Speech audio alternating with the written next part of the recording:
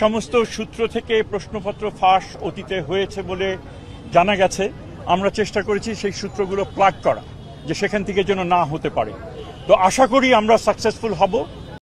আমি প্রথমেই আপনাদেরকে আন্তরিকভাবে ধন্যবাদ জানাচ্ছি, কারণ যখন আমি ভেতরে গেলাম, আপনাদের সাথে বাইরে সাক্ষাৎকার করে গেলাম এবং আপনারা সকলেই বাইরে ছিলেন, তো যার ফলে যে ওখানকার ছাত্রছাত্রীরা যেই পরিবেশে পরীক্ষাটা দিচ্ছে সেখানে কোনো বিঘ্নিত হয়নি। সেজন্য আপনাদেরকে আন্তরিকভাবে আমি ধন্যবাদ জানাচ্ছি যে আপনারা কষ্ট করে এই গরমের মধ্যে বাইরে অপেক্ষা করেছেন, আমরা যতক্ষণ ওখানে ছিলাম। আমরা জানি যে সারা দেশে আজ এই পরীক্ষা, এটা এসএসসি পরীক্ষা এবং তার সমমানের যে অন্যান্য পরীক্ষা সেগুলো শুরু হয়েছে। 29,28,000 ছাত্রছাত্রী এই পরীক্ষায় অংশগ্রহণ করছে। 3,000-এর কিছু বেশি, এখানে আমরা জানি যে 30,000-এর কিছু বেশি প্রতিষ্ঠানে থেকে তারা পড়াশোনা করে এবং কেন্দ্র হচ্ছে প্রায় 3,815টি কেন্দ্রে এই পরীক্ষা সংগঠিত হচ্ছে। এটা বিশাল এক কর্মযজ্ঞ এবং এটা করতে গিয়ে আমরা নিশ্চিত করতে চেষ্টা করেছি যে ধরনের ব্যত্যয় মাঝে মধ্যে ঘটে যায় সেটা যেন না ঘটে। যথেষ্ট আমাদের যে সহকর্মী যারা রয়েছেন এবং অন্যান্য প্রতিষ্ঠান যারা দেশের বিভিন্ন অঞ্চলে এই পরীক্ষা সংগঠিত হচ্ছে, তাদের আন্তরিক প্রচেষ্টা ছিল এবং এর জন্য যে প্রাথমিক যে কাজ যেটা সম্পাদন করা দরকার ছিল, অর্থাৎ পরিকল্পনাটা করা, সেটা সুচারুভাবে সেটা সম্পন্ন হয়েছে বলে মনে করি। তবে আমরা আশা করি যে এই পরিবেশ বজায় থাকবে পরীক্ষার শেষ দিন পর্যন্ত।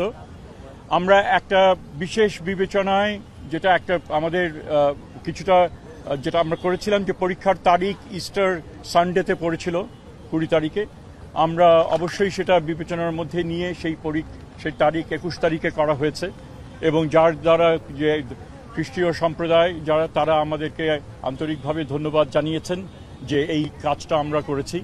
সো আমরা বেশি বলার কিছুই নেই, পরীক্ষা তো সবে শুরু, আমাদের পরীক্ষা সবে শুরু এবং যদি সম্পন্ন, আমি এখন শেষ করি নাই, পরীক্ষা সবে শুরু, ছাত্ররাও দিচ্ছে না, আমরাও কিভাবে এটা সম্পাদন করছি সেই পরীক্ষাও শুরু।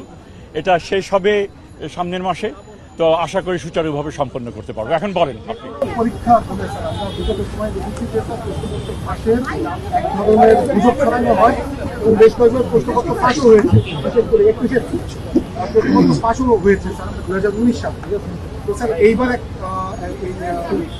উত্থানের পরে প্রথম বছরকে আমরা দেখছি যে বিগত সময়ে নানা ধরনের পরীক্ষাকেও টার্গেট করা হতে পারে, আপনারা বাড়তি কি না? অবশ্যই এটা অবশ্যই বিবেচনার মধ্যে ছিল এবং সেই হিসেবে একেবারে একটা গুরুত্বপূর্ণ একটা বিবেচনার মধ্যে ছিল।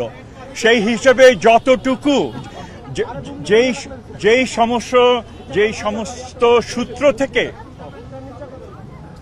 সমস্ত সূত্র থেকে প্রশ্নপত্র ফাঁস অতীতে হয়েছে বলে জানা গেছে, আমরা চেষ্টা করেছি সেই সূত্রগুলো প্লাগ করা, যে সেখান থেকে যেন না হতে পারে। তো আশা করি আমরা সাকসেসফুল হব এবং আজকের আগে আমরা ওই ধরনের কোনো ঘটনা ঘটেনি এবং এক্ষেত্রে অবশ্যই একটা টপ প্রায়োরিটি এরিয়া হিসেবে আমরা এটাকে দেখেছি এবং কার্যকর একটা প্রয়োজনীয় ব্যবস্থা আমরা গ্রহণ করেছি। আমি আর দুটো প্রশ্ন নেব। কাউকে তো ছাড় দেওয়ার সুযোগ নেই, বিশেষ করে সামাজিক যোগাযোগ মাধ্যমকে কেন্দ্র করে অনেকে উড়ো খবর দেয়, প্রশ্ন ফাঁস না, কিন্তু তারা বলছে এটাই ফাঁস করা প্রশ্ন, তাদের নিশ্চয়ই আইনের আওতায় নিয়ে আসা। আমরা আশা করব যে তারা বিরত থাকবেন, কারণ দেশের মঙ্গল আমরা যেখানেই থাকি না কেন, যে আমাদের রাজনৈতিক অবস্থান হতে পারে বা আমার পছন্দের যে অবস্থান সেটা আমার থাকতে পারে, আমরা প্লিজ, পরীক্ষা এমন একটা বিষয়, এটা অনেক প্রস্তুতির পর নেওয়া হচ্ছে, ছাত্রছাত্রীরা নানান রকমের তাদের মানসিক একটা চাপ এখানে থাকে, প্যারেন্টসদের মানসিক চাপ থাকে, শিক্ষক শিক্ষয়িত্রীদেরও মানসিক চাপ থাকে। সো এটার সাথে আবার বাড়তি এই ধরনের অন্যায় চাপ যেন সৃষ্টি না করেন, তার জন্য সকলের কাছে আমি বিনীত অনুরোধ জানাচ্ছি যে আপনারা ওগুলো থেকে বিরত থাকবেন। যদি জেনুইন সমস্যা থাকে অবশ্যই আপনাদের দায়িত্ব সেগুলো সংশ্লিষ্ট কর্তৃপক্ষের কাছে নিয়ে আসা যাতে তারা যাচাই বাছাই করতে পারেন। কিন্তু আপনি একটা জিনিস পেলেন, সেটা সামাজিক মাধ্যমে ছড়িয়ে দিলেন, এবং সেটার দায়িত্ব অবশ্যই আপনাকে নিতে হবে, এবং এর মাধ্যমে কিন্তু অনেক ক্ষতি হয়ে যায়।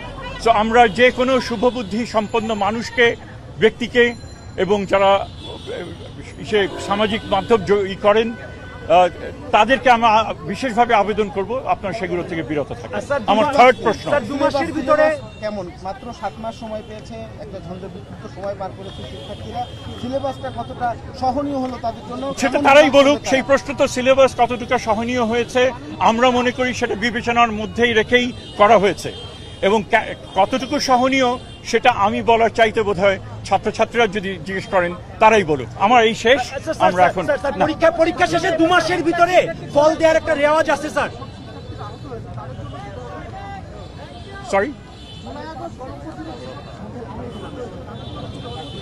না, সেই জিনিসগুলো বিবেচনার মধ্যে রেখেই করা হয়েছে। নির্দিষ্টভাবে সেটা ধরেন সংশ্লিষ্ট কর্তৃপক্ষের কাছে বলতে হবে, তবে বিবেচনার মধ্যে সেটা ছিল। অশেষ ধন্যবাদ আপনারা করেছেন। 2 মাসের ভিতরে ফলাফল দেওয়ার একটা রেওয়াজ আছে। যদি রেয়াজ থেকে থাকে নিশ্চয়ই আছে, আমরা আপ্রাণ চেষ্টা করব সেটা মিটে চালিয়ে দেওয়া। আইন শৃঙ্খলা মিটিং এ বলেছিলেন কিছু চ্যালেঞ্জ আছে, সেই চ্যালেঞ্জগুলো কি কি স্যার? সেই চ্যালেঞ্জগুলো ওভারঅল চ্যালেঞ্জ, যেখানে নতুন করে আমার নিজের আবিষ্কার করা কোনো চ্যালেঞ্জ না। এই সার্বিকভাবে প্রশ্নপত্র ফাঁস সেটা একটা বিষয়, গুজব আরেকটা বিষয় ছিল। প্রশ্নপত্রগুলো নিয়ে যাওয়া, পরিবহন, উত্তরপত্র ফিরিয়ে আনা, এসবই চ্যালেঞ্জ।